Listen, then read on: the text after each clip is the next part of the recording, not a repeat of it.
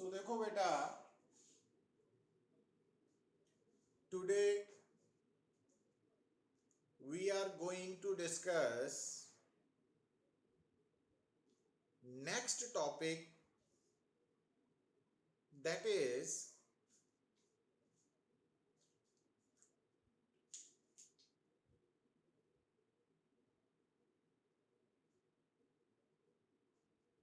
resistance of a conductor.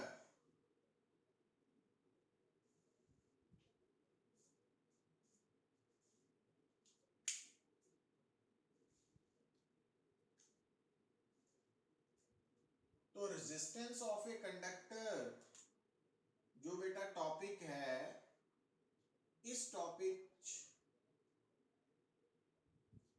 जो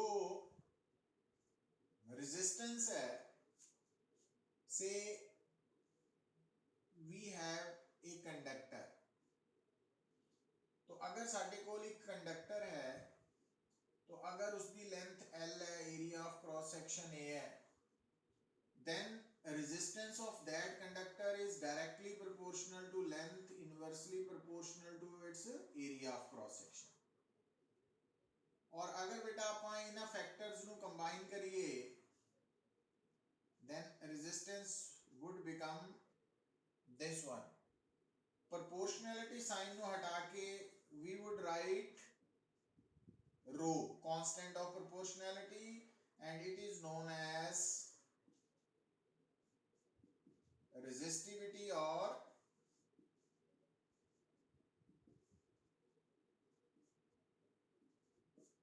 specific resistance। ਹੁਣ देखो बेटा, ਹੁਣ ਗੱਲ ਜਿਹੜੀ ਨੋਟ ਕਰਨੀ ਹੈ ਤੁਸੀਂ कि जो resistance of a conductor है, basically अगर ਆਪਾਂ qualitatively ਗੱਲ करिए तो resistance जो है it measures the opposition offered to the flow of charges by the substance। भी कोई भी substance, कोई भी conductor अपने अंदर फ्लो हो रहे फ्री चार्जेस ਦੇ ਮੋਸ਼ਨ ਨੂੰ ਕਿੰਨਾ ਅਪੋਜ਼ ਕਰਦਾ, that is the resistance। और इस resistance ਦਾ basically ਕਾਰਨ ਕੀ ਹੈ, ਤੁਹਾਨੂੰ ਯਾਦ ਹੋਏਗਾ ਜਦੋਂ ਆਪਾਂ ਕੱਲ ਗੱਲ ਕਰ ਰਹੇ ਸੀ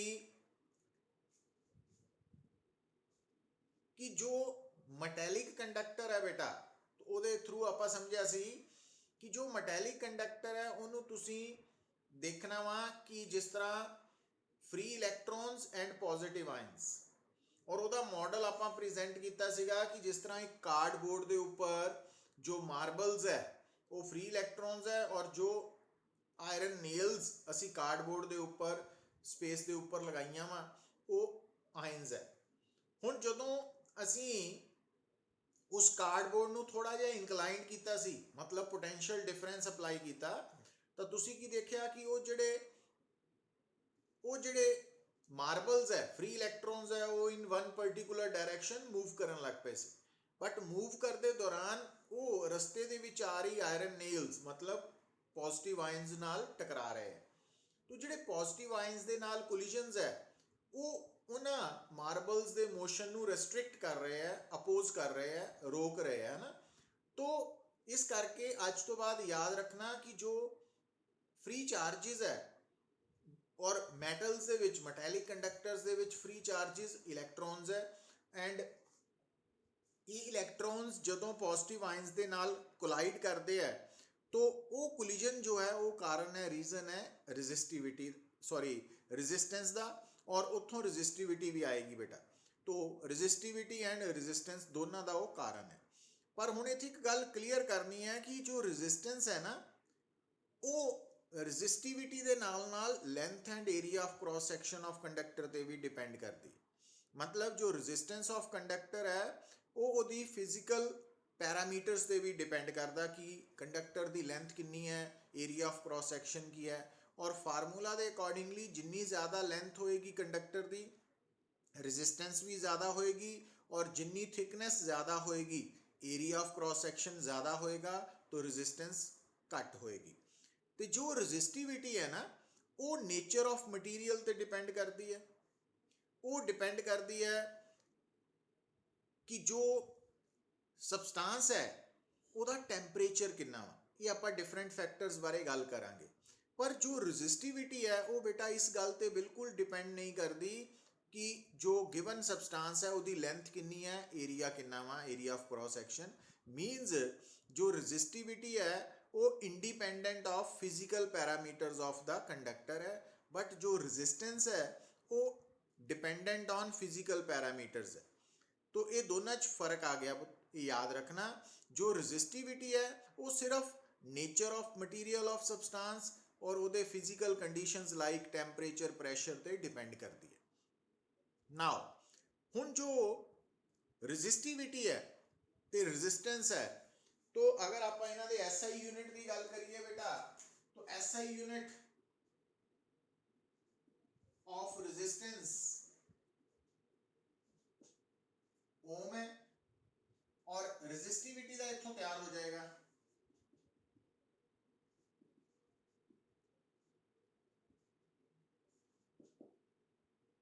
तो हम देखो ये इस तरफ आ गया, ये आ गया, ये स्क्वायर मीटर ओवर मीटर, तो ओम मीटर। और CGS यूनिट भी रेजिस्टेंस का ओम ही है, but SI unit of resistivity ohm metre है, CGS ओम सेंटीमीटर लिख देने।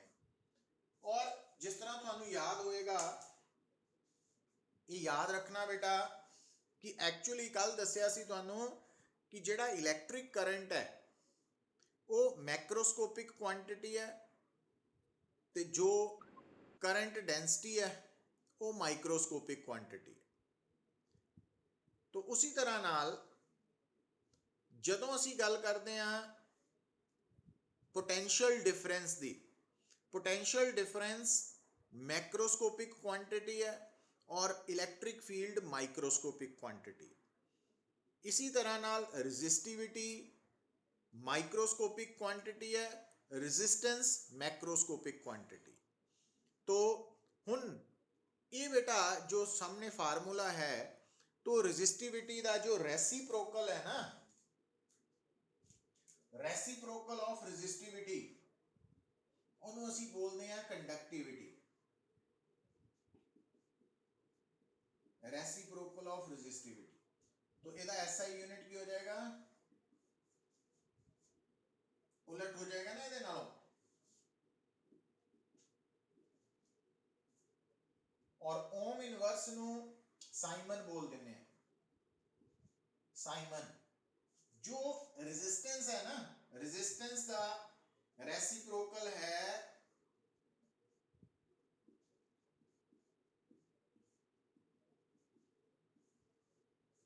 कंडक्टेंस। तो ये टर्म्स याद रखनी है ना, कंडक्टेंस रेसिप्रोकल ऑफ रेजिस्टेंस है, कंडक्टिविटी रेसिप्रोकल ऑफ रेजिस्टिविटी है। तो कंडक्टेंस का SI यूनिट जो है ओम इनवर्स है, मोह साइमन। तो ये SI यूनिट्स है कंडक्टेंस दे। तो कंडक्टेंस का सिंबल कैपिटल G है।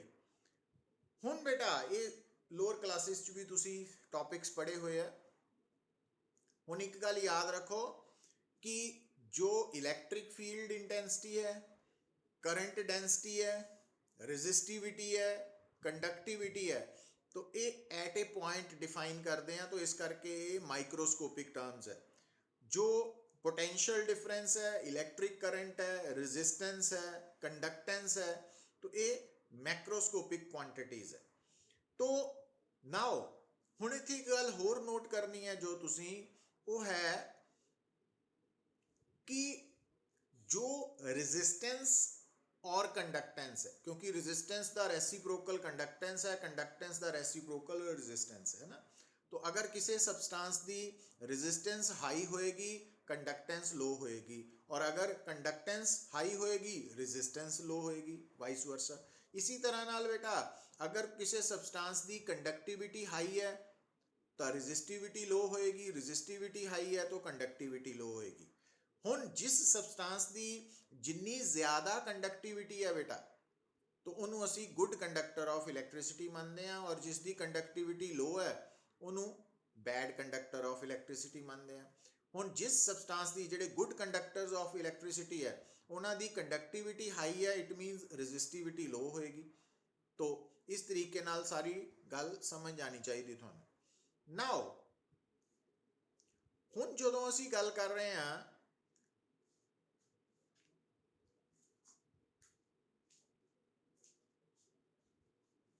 Resistance the, resistance of A conductor ਜੋ ਹੈ ਉਹ ਇਸ ਫਾਰਮੂਲੇ ਨਾਲ ਗਿਵਨ ਹੈ। ਔਰ ਆ ਬੜੀ ਇੰਪੋਰਟੈਂਟ ਚੀਜ਼ ਹੈ ਬੇਟਾ, ਜਿੱਥੇ ਸਟੂਡੈਂਟਸ ਆਮ ਤੌਰ ਤੇ ਕੰਫਿਊਜ਼ ਹੋ ਜਾਂਦੇ ਆ ਜਾਂ ਮਿਸਕਨਸੈਪਸ਼ਨ ਡਿਵੈਲਪ ਕਰ ਲੈਂਦੇ ਆ ਕਿ ਆ ਜਿਹੜਾ ਫਾਰਮੂਲਾ ਹੈ, ਠੀਕ ਹੈ ਨਾ, ਆ ਵਾਲਾ ਫਾਰਮੂਲਾ, तो ਇਹਦੇ ਅਕੋਰਡਿੰਗਲੀ ਸਟੂਡੈਂਟਸ ਨੂੰ ਲੱਗਦਾ ਕਿ ਜੋ ਰੈਜ਼ਿਸਟਿਵਿਟੀ ਹੈ ਉਹ directly proportional to area of cross section है, इनवर्सली लेंथ है, बट इतना नहीं है। रेजिस्टिविटी बारे याद रखना वा कि रेजिस्टिविटी जो है that is independent of length and area of cross section of the conductor. वो सिर्फ nature of material and physical conditions temperature pressure ते डिपेंड करती है, और वो भी कितना करेगी ਉਹਦੇ ਬਾਰੇ ਆਪਾਂ ਹੁਣੀ ਡਿਸਕਸ ਕਰਾਂਗੇ ਇਸੇ ਲੈਕਚਰ। ਸੋ ਇੱਥੇ ਤੱਕ ਕਲੀਅਰ ਹੈ ਸਾਰਿਆਂ ਨੂੰ? ਮੁਕੁਲ,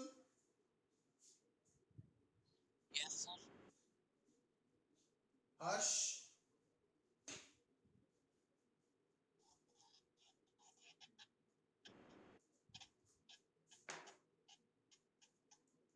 अश्वी, अश्वी, नवरोज, ठीक है बेटा। हाँ जी बेटा,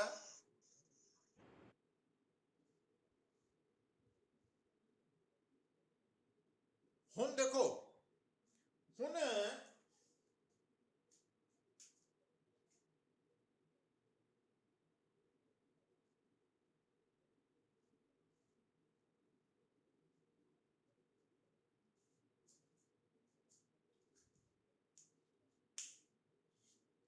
जो बेटा रेजिस्टेंस है ना, क्वालिटेटिवली रेजिस्टेंस ਅਸੀਂ डिफाइन करते हैं measure of opposition offered.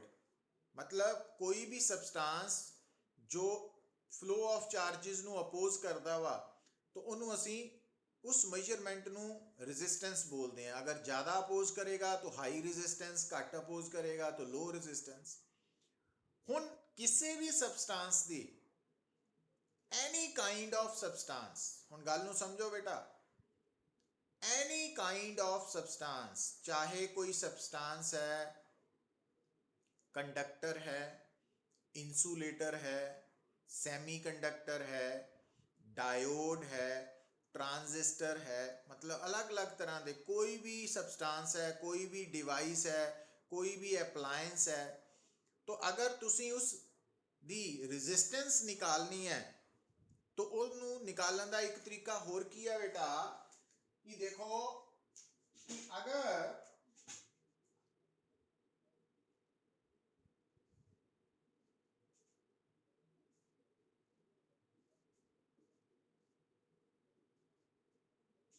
at any time,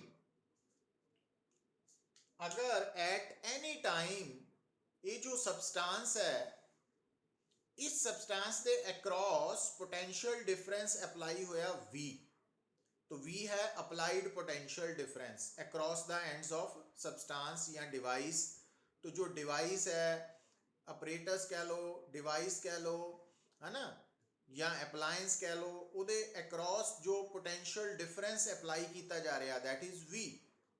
ਹੁਣ इस पोटेंशियल डिफरेंस के कारण अगर इस सबसटेंस ਦੇ ਵਿੱਚ करंट फ्लो कर रहा I, तो अगर तुसी उस सबसटेंस के अक्रॉस पोटेंशियल डिफरेंस और उस पोटेंशियल डिफरेंस करके करंट नू नोट कर लेने हैं, तो अगर तुसी दोनों की रेशियो लाओगे that would be the resistance of that सबसटेंस।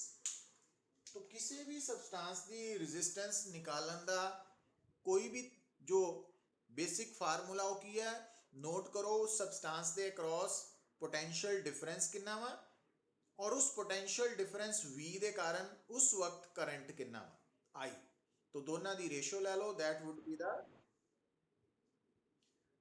Be the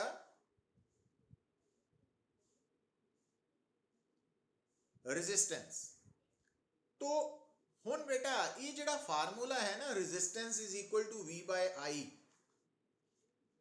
तो ये फार्मूला हर तरह के एप्लायंस ਲਈ एप्लीकेबल है, हर तरह के डिवाइस ਲਈ इलैक्ट्रिकल डिवाइस ਲਈ एप्लीकेबल है। तो वो कंडक्टर है, सैमी कंडक्टर है, तो इसका कोई फर्क नहीं। तो हर सबसटांस की तुसी रेजिस्टेंस V over I की रेशो तो निकाल सकते हैं। और ये जी रेजिस्टेंस है V by I, ये बेसिकली स्टैटिक रेजिस्टेंस है एट ए गिवन पॉइंट, तो स्टैटिक रेजिस्टेंस है। तो एक होंगी है बेटा डायनेमिक रेजिस्टेंस।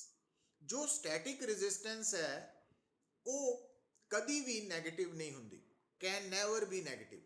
तो ये जी आप वर्ड रेजिस्टेंस यूज करते हैं वो एक्चुअली स्टैटिक रेजिस्टेंस है एट ए गिवन पॉइंट। तो दूसरी होंगी है डायनेमिक रेजिस्टेंस।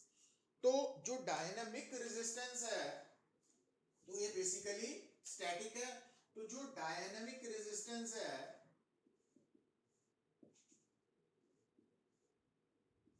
वो निकालते हैं असी कि गिवन सबस्टांस के अक्रॉस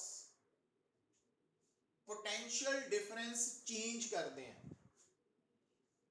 जी स्टैटिक रेजिस्टेंस है जिसनों कला रेजिस्टेंस भी कह दें आपां, तो वो निकालते हैं कि असी सबस्टांस के अक्रॉस जो पोटेंशियल डिफरेंस है एट एनी टाइम, उस पोटेंशियल डिफरेंस वेले कितना करंट है, तो V over I की रेशो। बट जदों असी डायनेमिक रेजिस्टेंस निकालते हैं बेटा तो असी उस सबस्टांस के अक्रॉस पोटेंशियल डिफरेंस नू चेंज करते हैं, और उस पोटेंशियल डिफरेंस के चेंज करके जो करंट चेंज हो रहा डेल्टा I, तो डेल्टा V है चेंज इन वोल्टेज या पोटेंशियल डिफरेंस, डेल्टा I है चेंज इन करंट। तो change in voltage over change in current की जो रेशो है उन्होंने डायनेमिक रेजिस्टेंस बोलते हैं बेटा। और देखो जो स्टैटिक रेजिस्टेंस है या सिंपली रेजिस्टेंस है वो कभी भी नेगेटिव नहीं हो सकती, जीरो हो सकती है ते या पॉजिटिव होएगी। बट जो डायनेमिक रेजिस्टेंस है वो पॉजिटिव नेगेटिव जीरो हो सकती। मतलब कई सबस्टांसिस साडे कोल इस तरह के है जिन्हां दे विच नॉर्मली जो सबस्टांसिस है उन्हां दे विच बेटा वोल्टेज दे इंक्रीज करन नाल करंट इंक्रीज करदा, बट कई साडे कोल एप्लायंसिस डिवाइसिस इस तरह के है जिन्हां दे विच वोल्टेज दे इंक्रीज करन नाल करंट डिक्रीज करदा, तो उन्हां नूं असीं कहने हैं कि उन्हां दी डायनेमिक रेजिस्टेंस नैगेटिव है। तो हुण जदों असीं बेटा गल करदे हां रेजिस्टेंस की, तो रेजिस्टेंस पोटेंशियल डिफरेंस ते करंट का की रिलेशन है, R is equal to V by I। मतलब आ जिहड़ा मैं सर्कल की टर्म है ना, एक रिलेशन है between V, I and R, और ये हर तरह के डिवाइसिस ਲਈ एप्लायंसिस ਲਈ एप्लीकेबल है। हुण मैं ये इन्नी स्ट्रैस क्यों कर रहा, क्योंकि हुण इस तो अगे आपां बेटा स्टार्ट करन जा रहे हैं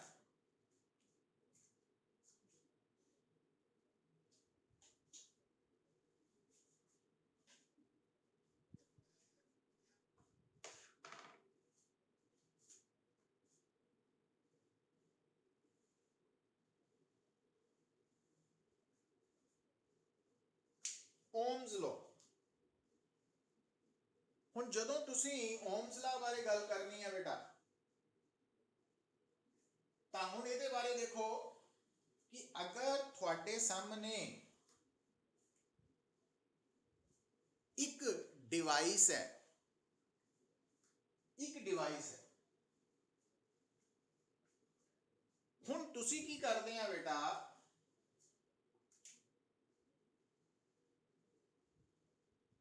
अगर आ डिवाइस है तो आपां इस दे अक्रॉस पोटेंशियल डिफरेंस डिवेलप किया और उहदे करके करंट पैदा होया। तो इस डिवाइस के अक्रॉस पोटेंशियल डिफरेंस V है और इहदे अंदर करंट I है। हुण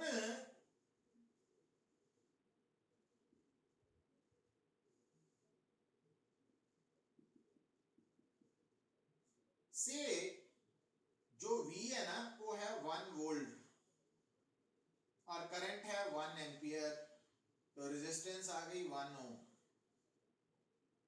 हुण असीं की कीता, ये जो पोटेंशियल डिफरेंस है इनू करता 2 वोल्ट, तो करंट हो गया 2 एम्पियर, रेजिस्टेंस आ गई 1 ओम, 3 वोल्ट 3 एम्पियर 1 ओम, 4 वोल्ट 4 एम्पियर 1 ओम। ਹੁਣ ਤੁਸੀਂ ਨੋਟ ਕਰ ਰਹੇ ਹੋ ਬੇਟਾ ਕਿ ਇਸ ਕੇਸ 'ਚ ਜਦੋਂ ਆਪਾਂ ਵੋਲਟੇਜ ਨੂੰ potential difference across the ends of conductor change ਕਰ ਰਹੇ ਹਾਂ तो करंट भी चेंज हो रहा, पर किस तरह हो रहा कि वोल्टेज ओवर करंट की रेशियो सेम आ रही है। तो अगर V ओवर I कांस्टेंट है तो ਅਸੀਂ कह सकते हैं कि V is directly proportional to I, या उल्टा भी कह सकते सी I is directly proportional to V और V is directly proportional to I। तो अगर बेटा किसी भी डिवाइस या किसी भी सबसटेंस ਦੇ ਲਈ V over I ਦੀ ਰੇਸ਼ੋ ਕਾਂਸਟੈਂਟ ਰਹਿੰਦੀ ਹੈ ਤਾਂ ਅਸੀਂ ਬੋਲਦੇ ਹਾਂ ਕਿ ਉਹ ਸਬਸਟੈਂਸ ਉਹ ਡਿਵਾਈਸ ਓਮਸ ਲਾ ਓਬੇ ਕਰ ਰਿਹਾ। तो ओम्स ला ਦੇ ਵਿੱਚ ਕੀ ਹੋਏਗਾ ਕਿ ਜੋ ਪੋਟੈਂਸ਼ੀਅਲ ਡਿਫਰੈਂਸ ਹੈ that is directly proportional to current flowing through the substance, or current is directly proportional to potential difference applied across the ends of the conductor। तो ਹੁਣ ਇਹਦਾ ਮਤਲਬ ਇਹ ਹੋ ਗਿਆ। ਹੁਣ ਇੱਥੇ ਇੱਕ ਹੋਰ ਗੱਲ ਨੋਟ ਕਰੋ ਬੇਟਾ ਕਿ ਜਿਹੜਾ ਓਮਸ ਲਾ ਹੈ ਉਹਦੇ ਵਿੱਚ ਪੋਟੈਂਸ਼ੀਅਲ ਡਿਫਰੈਂਸ ਦੇ ਚੇਂਜ ਹੋਣ ਨਾਲ ਰੈਜ਼ਿਸਟੈਂਸ ਤੇ ਕੋਈ ਫਰਕ ਨਹੀਂ ਪੈ ਰਿਹਾ, ਜਾਂ ਕਰੰਟ ਦੇ ਚੇਂਜ ਹੋਣ ਨਾਲ ਰੈਜ਼ਿਸਟੈਂਸ ਤੇ ਕੋਈ ਫਰਕ ਨਹੀਂ ਪੈ ਰਿਹਾ। तो जो ओहमिक डिवाइसेस है, ओहमिक डिवाइसेस ਜਿਹੜੇ ਓਮਸ ਲਾ ਨੂੰ ਓਬੇ ਕਰਦੇ ਆ, ਓਮਸ ਲਾ ਨੂੰ ਕਿਹੜੇ ਡਿਵਾਈਸਿਸ ਓਬੇ ਕਰਦੇ ਆ? तो जिन्हां डिवाइसिस दे लई V ओवर I ਦੀ ਰੇਸ਼ੋ ਕਾਂਸਟੈਂਟ ਹੈ, जिन्हां डिवाइसिस दे लई potential difference directly proportional to current है, या current directly proportional to potential difference है, या वो डिवाइसिस जिन्हां दी रेजिस्टेंस दी value independent of potential difference और करंट फ्लोइंग थ्रू दैम है। मतलब वो डिवाइसिस जिन्हां दी रेजिस्टेंस दी वैल्यू वोल्टेज या करंट नाल चेंज नहीं करती, वो ओम्स ला ਨੂੰ ਓਬੇ ਕਰਦੇ ਆ। ਔਰ ਜਿਹੜੇ ਡਿਵਾਈਸਿਸ ਓਮਸ ਲਾ ਓਬੇ ਕਰਦੇ ਆ ਉਹਨਾਂ ਨੂੰ ਅਸੀਂ ਕਹਿੰਦੇ ਆ ਓਹਮਿਕ ਡਿਵਾਈਸਿਸ। ਔਰ ਓਹਮਿਕ ਡਿਵਾਈਸਿਸ ਨੂੰ ਲੀਨੀਅਰ ਡਿਵਾਈਸਿਸ ਵੀ ਕਹਿ ਦਿੰਦੇ ਆ, ਕਿਉਂਕਿ ਓਹਮਿਕ ਡਿਵਾਈਸਿਸ ਦੇ ਲਈ ਜਿਹੜਾ VI ਗ੍ਰਾਫ ਹੈ, ਜੋ ਓਹਮਿਕ ਡਿਵਾਈਸਿਸ ਹੈ, तो ओहमिक डिवाइसेस ਨੂੰ ਲੀਨੀਅਰ ਡਿਵਾਈਸਿਸ ਵੀ ਬੇਟਾ ਬੋਲ ਦਿੰਦੇ ਆ। और ये वो डिवाइसेस है जेडे ओम्स ला ओबे करते हैं, और इन्हां दे लई V directly proportional to I है, या I directly proportional to V है। और इन्हां डिवाइसेस दी रेजिस्टेंस करंट या वोल्टेज ते डिपेंड नहीं करती। और इन्हां डिवाइसेस दे लई जो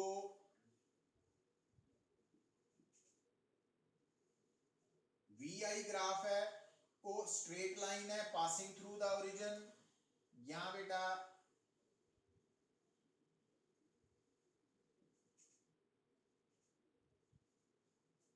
होना थोड़ा ध्यान रखना कि जेड़ा थोड़े सामने VI ग्राफ है ना, तो आ VI ग्राफ है, IV ग्राफ है, तो ये दोनों तो ओहमिक डिवाइसेस लिए ये स्ट्रेट लाइन है पासिंग थ्रू द ओरिजिन। और जिन्ने भी बेटा मेटालिक कंडक्टर्स हैं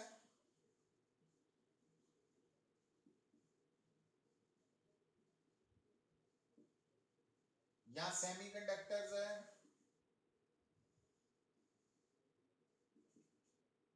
को ओम्स ला ओबे करते हैं ना ओवर।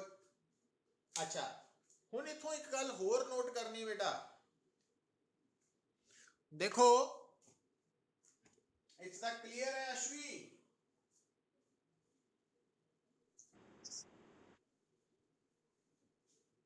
हर्ष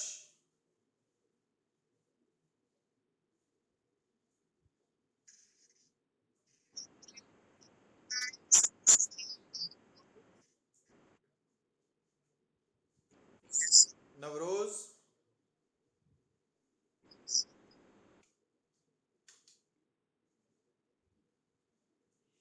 हुण देखो बेटा एक और गल नोट करो, क्योंकि R is equal to V by I, जो R है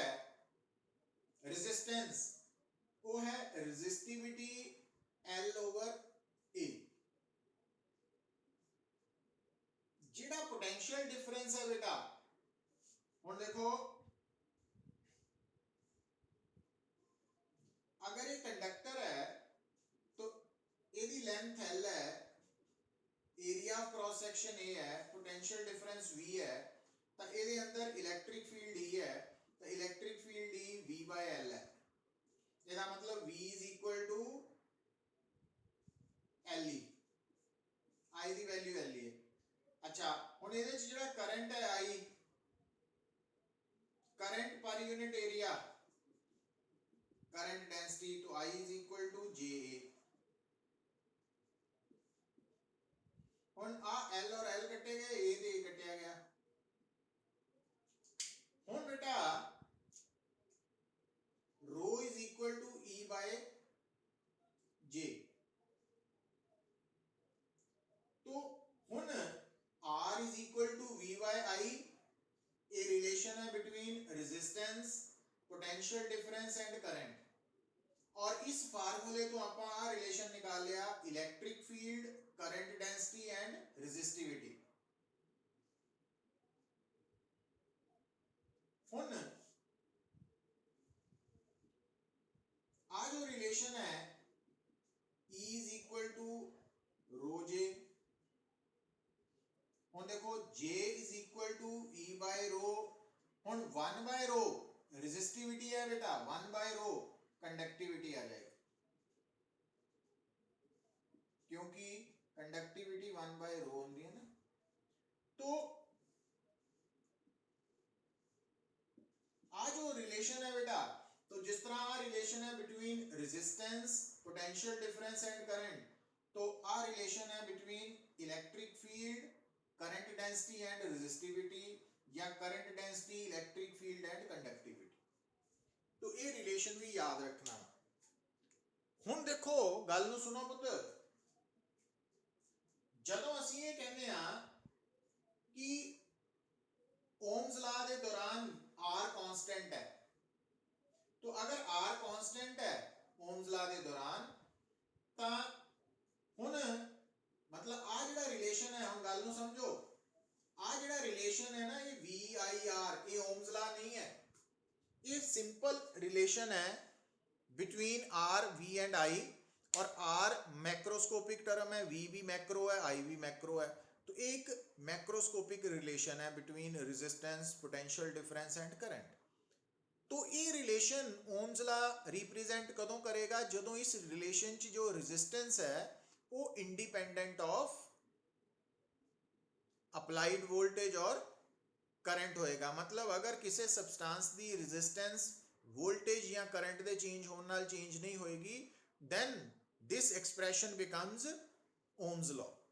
तो ये याद रखना।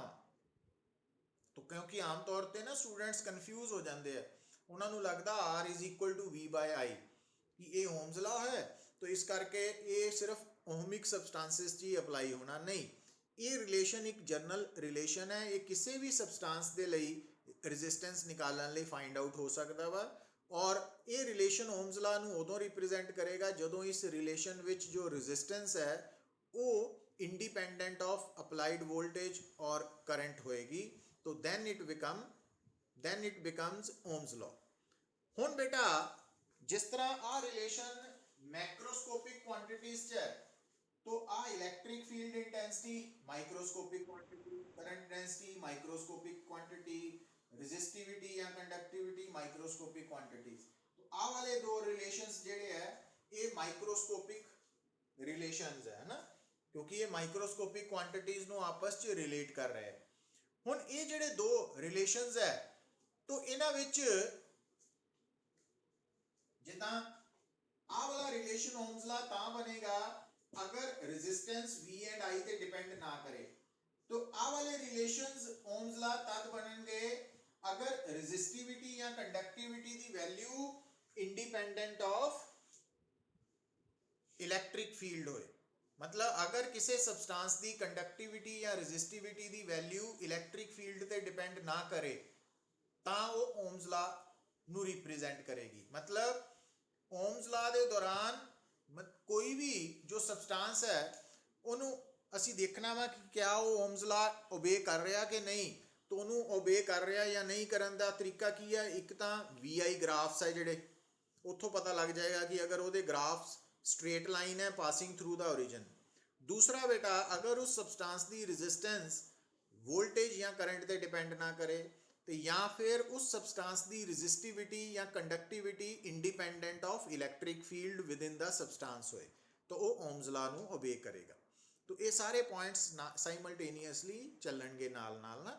तो और हुण जिहड़े सब्सटेंस ओम्स लॉ नूं ओबे नहीं करते, हुण वो कितना पता लगेगा ओबे नहीं करते? तो जेड़े सबस्टांसिस दी रेजिस्टेंस पोटेंशियल डिफरेंस दे चेंज होने नाल बदल जाए तो उन्हां नूं असीं कहने आ भी ये ओम्स लॉ ओबे नहीं करते। तो नॉन ओमिक डिवाइसिस या नॉन लीनियर डिवाइसिस भी कह दिंदे हैं। तो इहदा मतलब जेड़े नॉन ओमिक डिवाइसिस है बेटा,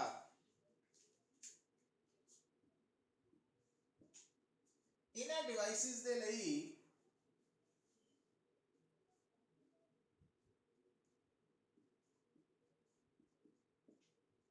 नॉन ओमिक या नॉन लीनियर डिवाइसिस दे लई की कंडीशन है कि इन्हां डिवाइसिस दी ये ओम्स लॉ ओबे नहीं करते। किस तरह नहीं करते?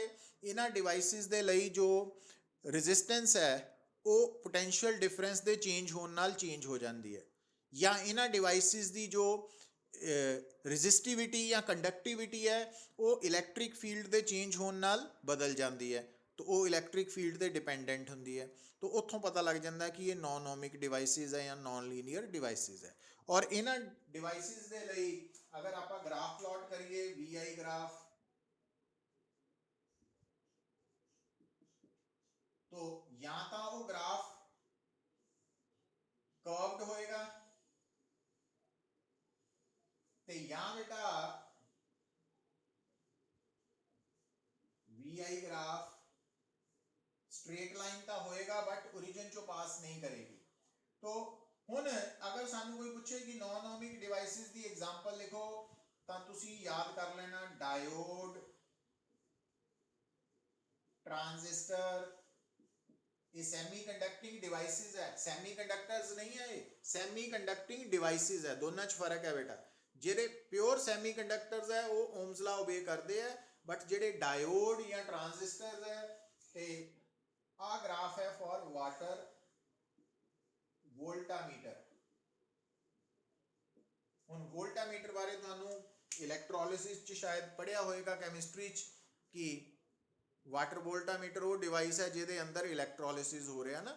तो हुण ये सबस्टांसिस जेडे है डिवाइसिस जेडे है नॉन ओमिक है। तो नॉन ओमिक ते ओमिक डिवाइसिस की फर्क है? ओम्स लॉ नू किस तरह असी स्टेट करना?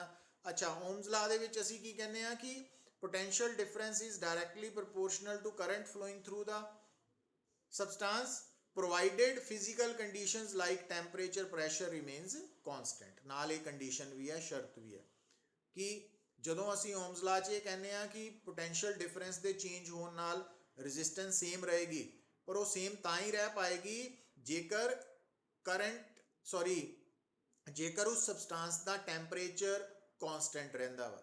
ਜੇ ਮੰਨ ਲਓ ਆਪਾਂ ਕਿਸੇ ਸਬਸਟੈਂਸ ਦੇ ਵਿੱਚ ਜਦੋਂ ਅਸੀਂ ਇਹ ਕਨਫਰਮ ਕਰਨਾ ਕਿ ਕਿਆ ਇਹ ਸਬਸਟੈਂਸ ਓਮਸ ਲਾ ਓਬੇ ਕਰ ਰਿਹਾ ਪ੍ਰੈਕਟੀਕਲੀ, ਤਾਂ ਅਸੀਂ ਉਸ ਸਬਸਟੈਂਸ ਦੇ ਅਕ੍ਰੋਸ ਪੋਟੈਂਸ਼ੀਅਲ ਡਿਫਰੈਂਸ ਨੂੰ ਜਦੋਂ ਚੇਂਜ ਕਰਨਾ ਬੇਟਾ ਤਾਂ ਉਹਦੇ ਨਾਲ ਇਹ ਖਿਆਲ ਰੱਖਣਾ ਵਾ ਕਿ ਉਹਦਾ ਟੈਂਪਰੇਚਰ ਇਨਕਰੀਜ਼ ਨਾ ਕਰੇ ਜਾਂ ਡਿਕਰੀਜ਼ ਨਾ ਕਰੇ, ਉਹੀ ਰਹਿਣਾ ਚਾਹੀਦਾ ਥਰੂ ਆਊਟ ਦਾ ਐਕਸਪੈਰੀਮੈਂਟ।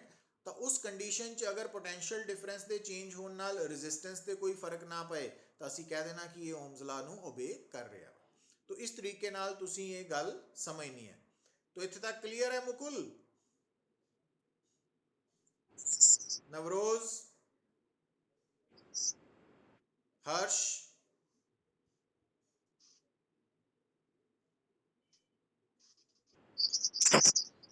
अश्वी, ठीक है बेटा। हुण तुसी की करो, मैं एंड कर रहा मीटिंग नूं, तुसी दोबारा रीजॉइन कर लो बेटा।